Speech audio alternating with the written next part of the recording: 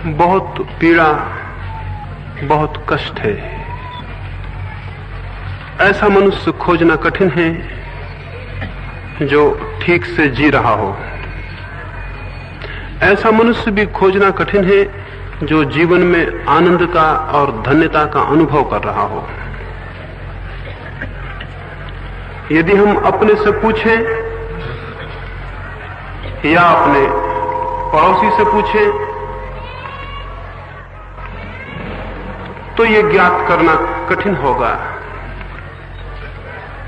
कि किसी ने जीवन को इस भांति अनुभव किया हो कि वो फिर से उसी जीवन को पाने के लिए उत्सुक हो जाए। ऐसा कष्ट, ऐसी पीड़ा स्वाभाविक है कि जीवन को एक उदासी से, निराशा से और अंधेरे से भर दे। बहुत कम लोगों की आंखों में प्रकाश मालूम होता है, बहुत कम लोगों की आंखों में ज्योति मालूम होती है, बहुत कम लोगों के हृदय में संगीत मालूम होता है। और तब ये स्वाभाविक ही है कि हम एक बोझ की भांति अपने जीवन को ढोते हों, और ये स्वाभाविक ही है कि हम जीवन के रस से वंचित रह जाएं, और जिसे हम जीवन समझें वो केवल मृत्यु का, एक लंबी मृत्यु का दूसरा नाम हो। मेरे देखने में हम धीरे धीरे मरते जाते हैं, और कोई भी विचार करेगा तो ये अनुभव करेगा कि जन्म और मृत्यु के बीच जिससे हम परिचित होते हैं वो जीवन नहीं बल्कि क्रमिक मृत्यु है, धीमी मृत्यु है। रोज हम मृत्यु की ओर विकसित होते चले जाते हैं, और हम चाहे कोई भी प्रयास करते हों, चाहे हम धन इकट्ठा करते हों या यश अर्जित करते हों या बहुत ज्ञान इकट्ठा कर लेते हों या त्याग और तपश्चर्या करते हों, लेकिन अंततः ऐसे बहुत कम धन्यभागी हैं जो जीवन के सत्य को अनुभव कर पाते हों। अधिक लोग केवल मृत्यु के मुंह में पहुंच जाते हैं। हमारी सारी यात्राएं, चाहे वे कितनी ही भिन्न दिशाओं में हों, अंततः मृत्यु की दिशा में ले जाने वाली सिद्ध हो जाती है। मैं एक छोटी सी कहानी आपसे कहूं, उससे शायद मेरी बात समझ में पड़ सके।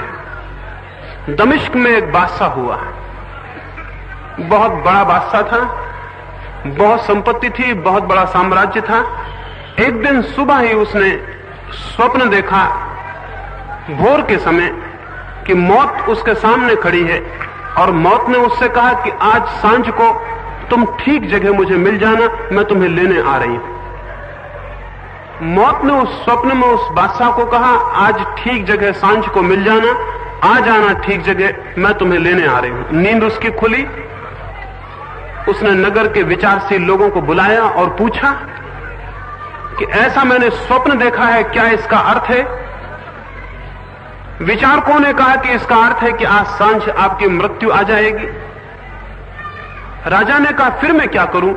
कुछ लोगों ने कहा कि इस महल को छोड़कर आप भाग जाएं, जितने दूर जा सके उतने दूर निकल जाएं। राजा के पास बड़ी तेज चाल से चलने वाला घोड़ा था, उस घोड़े पर सवार होकर वो राजा भागा। सांझ तक वो सैकड़ों मील दूर निकल गया। सूरज डूबने के समय एक बगीचे में जाके उसने शरण ली, निश्चिंतता से ये सोचकर कि अब मृत्यु का कोई भय नहीं है, मैं काफी दूर निकल आया हूं। लेकिन वो घोड़ा बांध भी नहीं पाया था, मुंह फेरा और देखा मौत सामने खड़ी है। तो राजा ने कहा ये तो बड़ा धोखा दिया, मैं तो इतनी यात्रा किया दिन भर में तुमसे ही भागने को। मौत ने कहा कि यही जगह तो हमारा तुम्हारा मिलने का निश्चय था, तुमने इतनी यात्रा हमसे मिलने को की, यही ठीक स्थान है, यही ठीक समय है, इसी के लिए सुबह मैंने तुम्हें निमंत्रण दिया था कि ठीक जगह ठीक समय पर सांझ को मिल जाना, तुम ठीक जगह आ गए हो। उस राजा ने सोचा कि मैं भाग रहा हूं मृत्यु से, लेकिन अंततः पाया कि वो मृत्यु में पहुंच गया है। हम सारे लोग भी भागते हैं, शायद इस कल्पना में कि मृत्यु से बच जाएंगे और जीवन को अनुभव करेंगे, लेकिन अंततः पाते हैं कि मृत्यु के मुंह में पहुंच गए हैं और जीवन से वंचित रह जाते हैं। जीवन को अनुभव करना जीवन का उद्देश्य है। कोई पूछे कि जीवन का लक्ष्य क्या है, तो मैं कहूंगा जीवन को उसकी परिपूर्णता में अनुभव कर लेना। लेकिन बहुत कम लोग अनुभव कर पाएंगे, क्योंकि हमारी दिशाएं, हमारे प्रयत्न, हमारी चेष्टाएं, हमारी यात्रा करीब करीब जीवन की दिशा में नहीं है। हम मृत्यु की दिशा में ही चलते हैं। मृत्यु की दिशा में चलने से मेरा क्या प्रयोजन है, वो मैं आपको कहूं। मृत्यु की दिशा में चलने का अर्थ है हम उन चीजों को इकट्ठा करें, उन चीजों को संग्रह करें, उन शक्तियों को खोजें और उनकी साधना करें जिन्हें मृत्यु नष्ट कर देने वाली हो। हम जो भी इकट्ठा करेंगे, जो भी संग्रह करेंगे या जो भी शक्ति उत्पादित करेंगे, यदि मृत्यु उसे छीन लेने को है तो हमारी सारी यात्रा व्यर्थ हो जाएगी और अंततः हम पाएंगे कि हाथ हमारे खाली हैं और हमारी कोई उपलब्धि नहीं है। हम जीवन में शरीर के लिए जो भी खोजते हैं, इकट्ठा करते हैं, वो शरीर के साथ ही समाप्त हो जाएगा। ये हमने बहुत बार सुना है। ये हमारे धर्म ग्रंथों ने, हमारे साधुओं ने, हमारे विचारशील लोगों ने बार बार कहा है कि शरीर के लिए हम जो भी इकट्ठा करेंगे वो शरीर के साथ ही छिन जाने वाला है। लेकिन फिर भी शरीर के अतिरिक्त और किसके लिए हम खोजें, किसके लिए प्रयास करें, उसका भी हमें दर्शन नहीं हो पाता। इसलिए ये बात केवल विचार हो के मन में रह जाती है, लेकिन जीवन में कोई क्रांति नहीं बन पाती, कोई आंदोलन हमारे हृदय में पैदा नहीं हो पाता। ये आंदोलन न पैदा होने का कोई कारण है। उस कारण के संबंध में भी आपसे मैं बात करूं और कैसे हम उस आंदोलन से गुजरकर एक आमूल परिवर्तन से स्वयं के सत्य को और जीवन के अर्थ को अनुभव कर सकते हैं, उस संबंध में भी बात करना चाहूंगा। हम सारे लोग कष्ट को तो अनुभव कर पाते हैं, लेकिन दुख को अनुभव नहीं कर पाते। साधारणतः हम कष्ट को और दुख को एक ही बात समझ लेते हैं, लेकिन कष्ट और दुख बड़ी अलग अलग बातें हैं। कष्ट के अनुभव का अर्थ है किसी अभाव का अनुभव, भोजन न हो, वस्त्र न हो, बीमारी हो या और कोई बात हो, तो जीवन में कष्ट का अनुभव होता है। लेकिन कष्ट का अनुभव दुख का अनुभव नहीं है। कष्ट का अनुभव होगा तो हम सुख की खोज करेंगे, उस कष्ट को मिटाने की चेष्टा करेंगे, और अधिकतम लोग कष्ट के अनुभव के कारण सुख की खोज करते हैं, धन की खोज करते हैं, यश की खोज करते हैं। ये कष्ट के अनुभव की उत्प्रेरणाएं हैं जिनसे हम सुख की खोज में जाते हैं। जिन लोगों को दुख का अनुभव होगा वे सुख का नहीं बल्कि सत्य का अनुसंधान करेंगे। जिन लोगों को दुख का अनुभव होगा वे लोग सुख का नहीं बल्कि आनंद का अनुसंधान करेंगे। और सुख और आनंद के अनुसंधान में दिशा का बुनियादी भेद है। महावीर को या बुद्ध को कष्ट का कोई अनुभव नहीं था, सब उनके पास था, जो भी सुख हो सकते थे उनके पास थे, इसलिए कष्ट की तो कोई प्रतीति नहीं हो सकती थी। फिर भी कोई बहुत गहरे दुख का उन्हें बोध हुआ। जब तक गहरे दुख का बोध न हो तब तक जीवन की खोज बहुत गहरे में प्रवेश नहीं कर पाती। और हम सारे लोग अधिकतर कष्ट को ही अनुभव करके समाप्त हो जाते हैं, दुख को अनुभव नहीं कर पाते। कष्ट का संबंध शरीर से होता है, दुख का संबंध आत्मा से होता है। जब कोई गहरी पीड़ा अनुभव हो और ऐसा प्रतीत हो कि जिस जीवन को मैं जी रहा हूं उसमें कोई भी अर्थ नहीं है, कोई मीनिंग नहीं है, उसमें कोई सार्थकता नहीं है, रोज सुबह उठाने में, रोज सांझ सो जाने में, या कुछ संपत्ति इकट्ठी कर लेने में, या कोई बड़ा मकान बना लेने में। आज सांझ को हम आपके गांव के खंडहर देखने गए तो वहां मैंने कहा कि इन खंडहरों को देखने के बाद अगर ये ख्याल ना उठता हो कि हम जिन मकानों को बना रहे हैं वो भी खंडहर हो जाएंगे तो इन खंडहरों को देखना हमारा सार्थक नहीं हुआ। मुझे कहा कि हजारों वर्ष पुराने खंडहर हैं, बड़े सुंदर हैं, बहुत मेहनत उन लोगों ने बनाने के लिए की होगी, और जिन्होंने उन्हें बनाया होगा अपने जीवन की पूरी शक्ति उनमें लगा दी होगी। अपने जीवन की पूरी शक्ति को लगाकर उन्होंने उन भवनों को, उन पत्थरों को खोदा होगा और बनाया हो। लेकिन आज हम उन्हें जमीन से निकाल के विचार करते हैं वो कितने पुराने हैं। जिन लोगों ने उन्हें बनाया वे लोग उन्हें बनाने में नष्ट हो गए होंगे। जिन लोगों ने उन्हें निर्मित किया वे उन्हें निर्मित करने में ही जीवन को अपने समाप्त कर लिए होंगे। लेकिन हम भी वैसे ही मकान बनाएंगे, हम भी वैसी ही सभ्यता खड़ी करेंगे, हम भी बहुत कुछ वैसा ही करेंगे जो नष्ट हो जाने को है, और उसके साथ उसके प्रयास में, उसको बनाने में हम भी नष्ट हो जाएंगे। जीवन को अनुभव करने के लिए जरूरी है कि ये बोध हमारे भीतर हो, ये विचार हमारे भीतर सजग हो कि सामान्यतः जिसे हम जीवन की तरह जीते हैं उसका कोई अंत तो अथवा आत्यंतिक रूप से कोई अर्थ हो सकता है, कोई उपलब्धि हो सकती है, वो कहीं पहुंचाएगा या नहीं पहुंचाएगा। सारे सुख मिल जाएं, सारी व्यवस्था मिल जाए, तो भी मेरे भीतर कोई संगीत उत्पन्न होगा या नहीं होगा, मुझे कोई ऐसी कृतार्थता अनुभव होगी या नहीं कि मैं कहीं पहुंच गया और मैंने कुछ पा लिया। और अगर मृत्यु भी मेरे द्वार पर खड़ी हो जाए तो भी मेरे भीतर एक संपदा होगी जो मृत्यु भी छीन नहीं सकेगी। जब तक ऐसी संपदा का अनुभव न हो जिसे मृत्यु भी छीनने में असमर्थ है, तब तक जानना चाहिए कि हमने जीवन व्यर्थ खोया, हमने जीवन के भीतर से कोई सार, कोई अनुभव, कोई उपलब्धि हम प्राप्त नहीं कर सके। सिकंदर यहां भारत आया और जब वो यहां से भारत से वापस लौटता था तो उसे एक बात याद आई। जब वो यूनान से हिंदुस्तान की तरफ यात्रा पर आया था तो कुछ मित्रों ने उसे कहा था कि भारत से एक सन्यासी को लेते आना।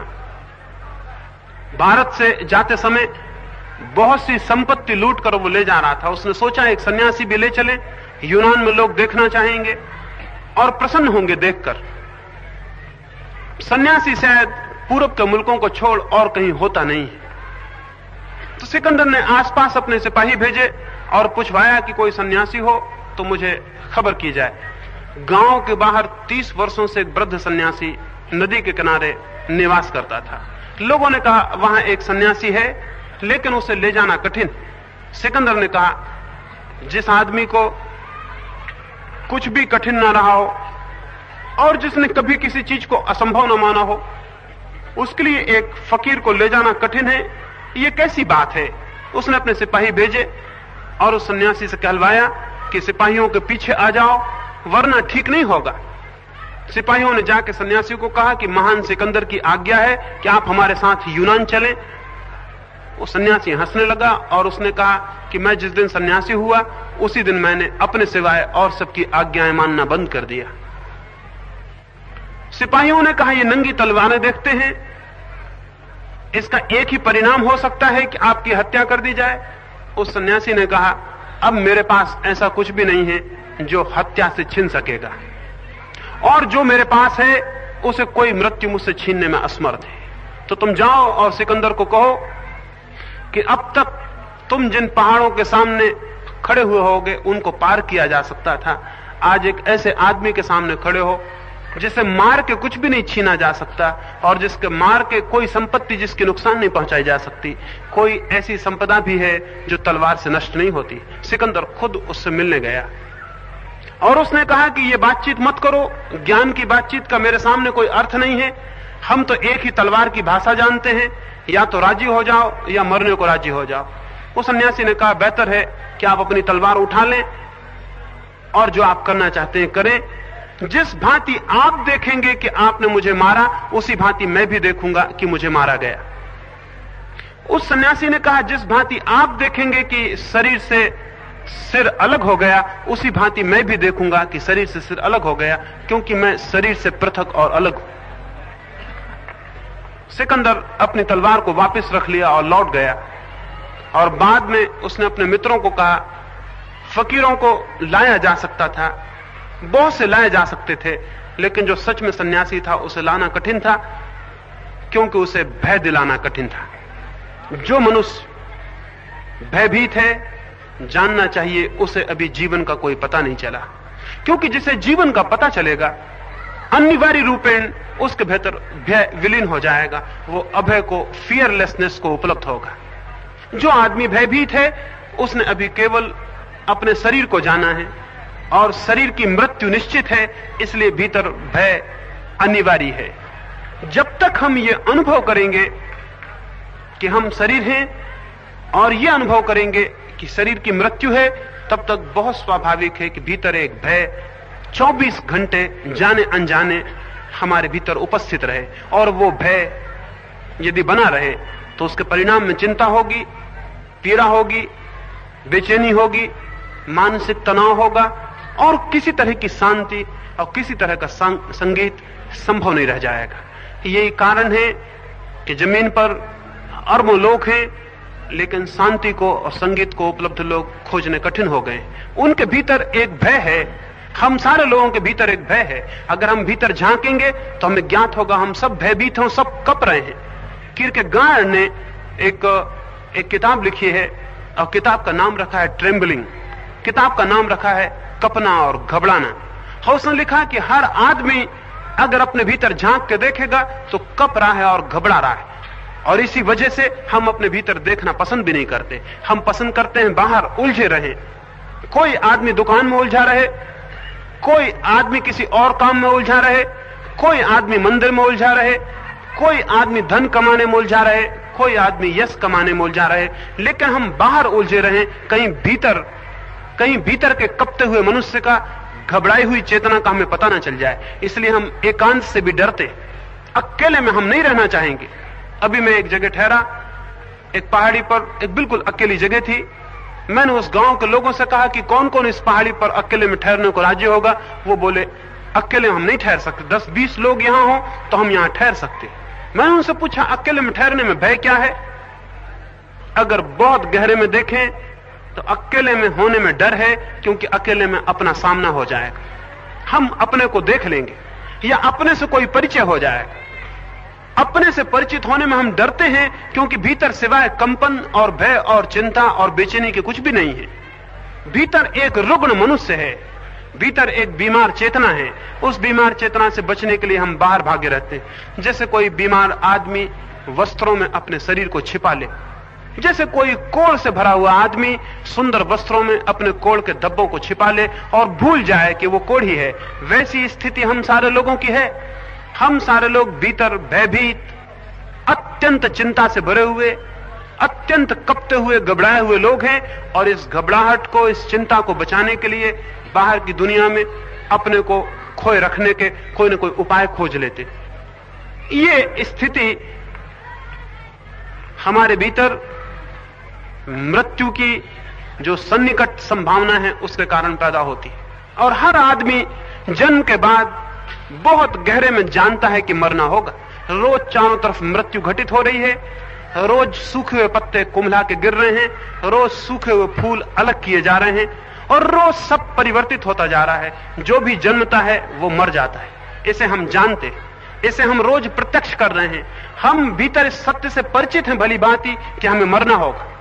उस मृत्यु को भुलाए रखने के लिए हम बहुत उपाय करते हैं, लेकिन मृत्यु को भूला तो जा सकता है, लेकिन बचा नहीं जा सकता। मृत्यु को भूले रह सकते हैं, लेकिन बचना असंभव है। इसलिए उचित है, जो जानते हैं, जो समझते हैं, जो विचार करते हैं, वो मृत्यु से बचना बंद कर देते हैं, उसका साक्षात करते हैं। और ये बड़े आश्चर्य की बात है, जो व्यक्ति मृत्यु का साक्षात करने के लिए तत्पर हो जाता है, वो जीवन के साक्षात को उपलब्ध हो जाता है। ये बड़ी विरोधी बात दिखाई पड़ेगी, लेकिन जो आदमी जीवित होने के लिए बहुत उत्सुक है और जीवन को बहुत जोर से पकड़ता है, वो आदमी जीवन को खो देता है और उसके अंतिम परिणाम में मृत्यु के सिवाय उसके हाथ में कुछ भी नहीं आता। और जो आदमी इस सत्य को अनुभव करके कि मृत्यु निश्चित है, और स्मरण रखें मृत्यु के अतिरिक्त और सब अनिश्चित है, और स्मरण रखें कि एक ही तथ्य निश्चित है और वो मृत्यु है। आज तक इस जमीन पर मनुष्य के लंबे इतिहास में, ये पूरे प्रकृति के जीवों के इतिहास में मृत्यु के अतिरिक्त और कोई भी तथ्य सुनिश्चित नहीं। उस सुनिश्चित तथ्य को जो इंकार करता है, भुलाना चाहता है, उससे पलायन करना चाहता है, उसको हटा देना चाहता है, आंखों से ओझल कर देना चाहता है, वो मनुष्य भूल में है, वो मनुष्य बहुत गहरी भूल में है। और उसके जीवन में जो संभव हो सकता था, जो क्रांति, जो अनुभव, जो साक्षात, उससे वंचित रह जाएगा। इस सुनिश्चित तथ्य को पकड़ना होगा, क्योंकि जो सुनिश्चित है उसी को पकड़कर हम सच्चे आधार पर पैर रख सकते हैं। स्मरण रखें, जो अनिश्चित है उसको पकड़ने वाला भूल में होगा, जो निश्चित है, जो उसे ही पकड़ लेता है, वही ठीक ठीक आधार पर पैर रखता है। इसलिए जो लोग मृत्यु से बचने की चेष्टा में लगे रहते हैं, वो अनिश्चित को पकड़ते रहते हैं, वो हवाओं को पकड़ते रहते हैं, मुट्ठियां बांधते रहते हैं और सोचते हैं कि उनकी मुट्ठियों में कुछ बंद हो जाएगा। आखिर में वो पाएंगे मुट्ठियां खाली हैं और जीवन का अवसर व्यतीत हो गया। लेकिन जो सुनिश्चित को पकड़ता है, और एक ही सर्टेनिटी है, एक ही सत्य है जो बिल्कुल निश्चित है, वो मेरी मृत्यु है या आपकी मृत्यु है, जो इस सत्य को ही पकड़ लेता है और इसी पर अपने पैर रखता है और इसी में प्रवेश करता है, वो मनुष्य सत्य के साक्षात को उपलब्ध हो जाता है। सत्य के साक्षात के लिए सुनिश्चित तथ्य से यात्रा करनी आवश्यक है। अनिश्चित तथ्यों से जो यात्रा करेगा वो सत्य पर नहीं पहुंच सकता। अगर हम सत्य के प्रति कभी उत्सुक भी होते हैं तो जाके मंदिर में प्रार्थना करते हैं, भगवान की पूजा करते हैं, भगवान के किसी रूप की आराधना करते हैं, कोई शास्त्र पढ़ते हैं, किसी शास्त्र को कंठस्थ करते हैं, किसी परमात्मा के नाम का स्मरण करते हैं और माला फेरते हैं या कुछ और उपाय करते हैं। लेकिन ये सारे उपाय अगर हम मन में बहुत गहरे खोजेंगे अनिश्चित उपाय हैं। निश्चित उपाय तो एक है कि हम अपनी मृत्यु के तथ्य को स्वीकार करें, जाने, पहचाने और उसमें प्रवेश करें। धर्म मृत्यु में प्रवेश का विज्ञान है। और यह आश्चर्य की, जैसा मैंने बात आपसे कही, जो मृत्यु के इस विज्ञान में प्रविष्ट होता है वो जीवन को उपलब्ध हो जाता है। क्राइस्ट का एक बहुत अद्भुत वचन है, जो जीवन को खोजेगा वो खो देगा, और जो जीवन को खोने को राजी हो जाता है वो जीवन को पा लेता है। बूंद जब अपने को सागर में खो देती है तो पूरे सागर को पा लेती है, और बूंद अगर अपने को बचाने के प्रयास में लग जाए तो सिवाय इसके कि धूप उसे सुखा दे और उड़ा दे और कोई उपाय नहीं है। हम अपने पर विचार करें तो दो ही तरह के लोग हम अपने भीतर पाएंगे। एक तो वे लोग हैं जो भीतर के भय को, चिंता को, घबराहट को दबाकर, चुपचाप किसी भांति भुलाकर बाहर की दुनिया में अपने मन को तल्लीन रख के इस दुनिया को सोए हुए गुजर जाना चाहते हैं, एक मूर्छा में इस दुनिया से गुजर जाना चाहते हैं। आंख खोल के देखने में उन्हें डर है। दूसरे वे लोग हैं जो चाहे तथ्य कितने ही घबराने वाले क्यों ना हो, और चाहे जीवन की सच्चाइयां कितनी ही बेचैन करने वाली क्यों ना हो, और चाहे कितने ही साहस की और दुस्साहस की जरूरत क्यों ना पड़ जाए, लेकिन जो तथ्य है उसे देखना चाहते हैं, उससे परिचित होना चाहते हैं, उसके भीतर आंख डालना चाहते हैं और उसके भीतर प्रवेश करना चाहते हैं। उन लोगों को मैं धार्मिक लोग कहता हूं, उन आत्माओं को मैं धर्म की तरफ उत्सुक आत्माएं कहता हूं, जो जीवन की सच्चाइयों को जैसी वे हैं वैसे ही उनको देखने के लिए उत्सुक होते हैं। निश्चित ही इसके लिए बड़े साहस की जरूरत है, क्योंकि अपने भीतर के भय को अनुभव करने के लिए और अपने भय के भीतर प्रवेश करने के लिए और अपने भय के भीतर के भय को जीतने के लिए बड़े साहस की, बड़े दुस्साहस की जरूरत है। इसलिए कोई ये न सोचे कि धर्म कोई बूढ़े और गुजरे हुए लोगों का काम है। धर्म है उन सब का काम जिनके भीतर थोड़ी भी ऊर्जा है, थोड़ी भी शक्ति है, थोड़ा भी साहस है, और जिन्हें थोड़ी भी इच्छा है कि वो परीक्षा करें अपने जीवन की और जानने की आकांक्षा करें। धर्म उनके लिए है जिनके भीतर जिज्ञासा है, जिनके भीतर इंक्वायरी है, जो खोजना चाहते हैं और जो मात्र जीने से संतुष्ट नहीं है। जो मात्र जीने से संतुष्ट है वो पशु के तल से ऊपर नहीं उठा, लेकिन जो जीवन को जानना भी चाहता है और बिना जाने जीवन को जीने से इंकार कर देगा, जो इस बात के बाबत सुनिश्चित होना चाहता है कि मैं क्यों हूं, मेरे होने का क्या अर्थ है, मेरे होने की क्या जरूरत है, मेरे होने का क्या प्रयोजन है, जो इस सत्य को खोजना चाहता है। और ऐसा कोई भी मन नहीं है जो किसी न किसी रूप में इस सत्य को न खोजना चाहता हो, क्योंकि बिना इस सत्य को खोजे हुए कोई सुनिश्चित नहीं हो सकता, कोई शांत नहीं हो सकता, कोई आनंद को उपलब्ध नहीं हो सकता। हम सारे लोग ही, चाहे दिशाएं हमारी गलत हों, किसी सुनिश्चित भूमि को खोजने के लिए लगे हुए। चाहे कोई धन खोज रहा हो, चाहे कोई और कुछ खोज रहा हो, लेकिन हमारी खोज बहुत गहरे में इसी बात के लिए है कि कि हम कोई ऐसी चीज पालें जो हमसे छीनी ना जा सके, हम कोई ऐसा आधार पालें जो हमारे पैर के नीचे से हटाया ना जा सके, हम कोई ऐसी सुनिश्चित भूमिका पर खड़े हो जाएं जो नष्ट ना हो सके। हम किसी न किसी रूप में कोई अमृत बिंदु पाना चाहते हैं और मृत्यु के ऊपर उठना चाहते हैं। लेकिन हम जो भी उपाय करेंगे वे उपाय ऐसे हैं कि मृत्यु उन्हें झूठा कर देती है, मृत्यु उन्हें नष्ट कर देती है। लाहौर के पास नानक एक गांव में गए, उनकी कहानी मुझे बड़ी प्रीतिकर है। वे गांव में ठहरे, उस गांव में जो सबसे बड़ा धनपति था उसने आके नानक के पैर छुए और नानक से कहा कि मेरे पास बहुत धन है, बहुत धन है, मेरा कोई पुत्र नहीं, मैं इस सारे धन को धर्म के काम में लगा देना चाहता हूं। नानक ने उसे नीचे से ऊपर तक देखा और उसने कहा, पहली तो बात तुम यही समझ लो कि धन का और धर्म का कोई संबंध नहीं है। तुम्हें अगर यह ख्याल है कि तुम्हारे पास बहुत धन है तो पहली तो यही अयोग्यता हो गई तुम्हारे धर्म को जानने की। और फिर जैसा मैं तुम्हें देखता हूं मुझे लगता है तुम बिल्कुल निर्धन आदमी हो, तुम्हारे पास कुछ भी नहीं। उस आदमी ने कहा, मेरे कपड़ों पर न जाएं, मैं सीधा साधा आदमी हूं लेकिन धन मेरे पास बहुत है, आप आज्ञा दें तो मैं दिखाऊं कि मेरे पास क्या है। नानक ने कहा, अब तुम जब मानते नहीं तो मैं छोटा सा काम तुम्हें देता हूं, इसे तुम कर लेना, फिर कोई बड़ा काम होगा तो मैं जरूर बताऊंगा। अगर ये काम हो गया तो बड़ा काम भी बताऊंगा, क्योंकि मुझे साबित हो जाएगा कि तुम्हारे पास शक्ति है, संपत्ति है। और नानक ने एक कपड़ा सीने की छोटी सी सुई निकाल के उस आदमी को दी और कहा, ऐसे संभाल कर रख लो और जब हम दोनों मर जाएं तो इसे वापस कर देना। वो आदमी बहुत हैरान हुआ होगा, नानक ने भी कैसी पागल बात कही, कैसे पागलपन की बात कही, मरने के बाद सुई को कैसे वापस किया जा सकेगा। माना कि सुई बहुत छोटी चीज है, मान लिया कि इससे और छोटी चीज खोजनी कठिन है, लेकिन मौत के पार इसको ले जाना असंभव। पर वहां और भी लोग थे और उन सब के सामने नानक से कुछ कहना ठीक न समझ के वो आदमी वापस लौट गया। रात उसने मित्र इकट्ठे किए, उनसे पूछा, उनसे कहा कि मैं अपनी पूरी संपत्ति लगाने को राजी हूं, कोई रास्ता हो कि मैं सुई को पार ले जा सकूं, ताकि नानक के सामने यह सिद्ध हो जाए कि मेरे पास संपत्ति थी, मेरे पास शक्ति थी। मित्रों ने कहा, और सब हो जाए तुम्हारी संपत्ति से, इस सुई को मृत्यु के पार ले जाना कठिन, कुछ भी नहीं ले जाया जा सकता, मौत सब छीन लेगी।